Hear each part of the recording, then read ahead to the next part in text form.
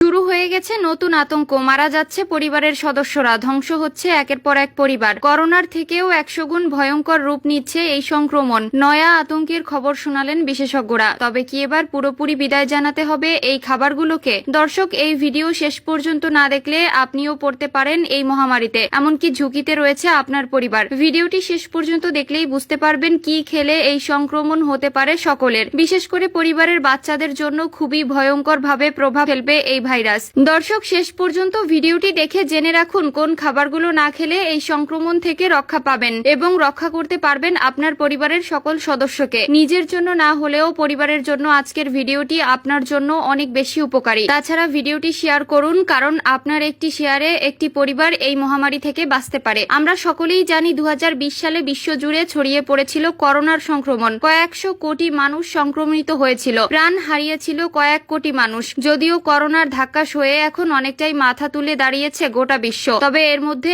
আবারও ভয়ঙ্কর সংক্রমণের আন্দাজ করলেন বিশেষজ্ঞরা, যা কোভিডের থেকেও 100 গুণ ভয়ঙ্কর রূপ নিতে পারে। এই পরিস্থিতির মধ্যে বিজ্ঞানীরা আগেও দাবি করেছেন যে আরও মহামারী আসতে চলেছে। আর এবার বার্ড ফ্লু নিয়ে নতুন করে চিন্তা বাড়ালো পিটসবার্গের এক গবেষক। জানাচ্ছে H5N1 ভাইরাস খুব দ্রুত পশুদের দেহ থেকে মানব দেহে ছড়িয়ে পড়ার ক্ষমতা রাখে। এই মুহূর্তে বিশ্বের নানা জায়গায় পশুদের এই ভাইরাস ছড়িয়ে পড়ার খবর বেড়েছে। তাই এখন থেকে বিষয়টি নিয়ে তৎপর না হলে আগামীতে ভয়ঙ্কর পরিস্থিতি তৈরি হবে। আর যদি এই সংক্রমণ মহামারী রূপ নেয়, তাহলে করোনা সংক্রমণের থেকেও 100 গুণ বেশি ভয়াবহ আকার ধারণ করতে পারে। উল্লেখ্য, করোনা ভাইরাসও এসেছিল পাখি থেকে। বাদুড়ের মধ্যে নাকি বাস করে করোনা ভাইরাস। আর কোনো কারণে সেই ভাইরাস মানুষের দেহে ছড়িয়ে পড়ায় ভয়ঙ্কর পরিস্থিতি তৈরি হয়েছিল গোটা বিশ্বে। প্রায় 2 বছর ধরে বিশ্বের সব দেশে করোনা ভাইরাসের সংক্রমণ ভয়াবহ আকার নিয়েছিল। লক্ষ লক্ষ মানুষের মৃত্যু হয়েছিল এই ভাইরাসের সংক্রমণে। এরপর এক দফায় করোনা সংক্রমণ গোটা বিশ্বে ছড়িয়ে পড়েছে।